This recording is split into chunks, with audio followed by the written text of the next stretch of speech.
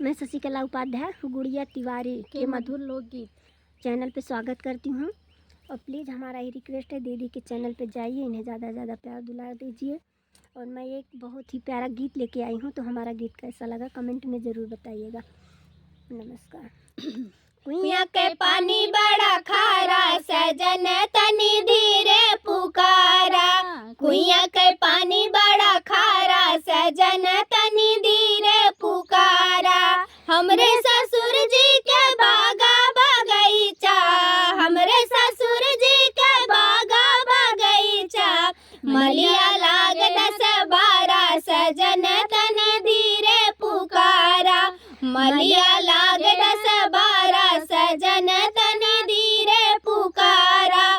कुइया के पानी बड़ा खारा, सजन तनी धीरे पुकारा।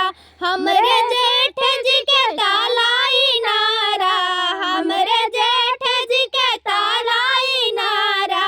कोहरा लाग 10-12, सजन तनी धीरे पुकारा। कोहरा लाग 10-12, सजन तनी धीरे पुकारा। कुइया के पानी बड़ा खारा, सजन तनी धीरे पुकारा। कुइया के पानी बड़ा खारा, सजन तनी धीरे पुकारा। हमरे देवर जी के महला 2 महला, हमरे देवर जी के महला 2 महला।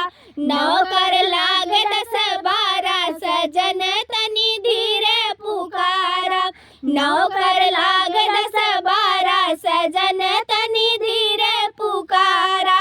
कुइया के पानी बड़ा खारा, सजन तनी धीरे पुकारा। कुइया के पानी बड़ा खारा, सजन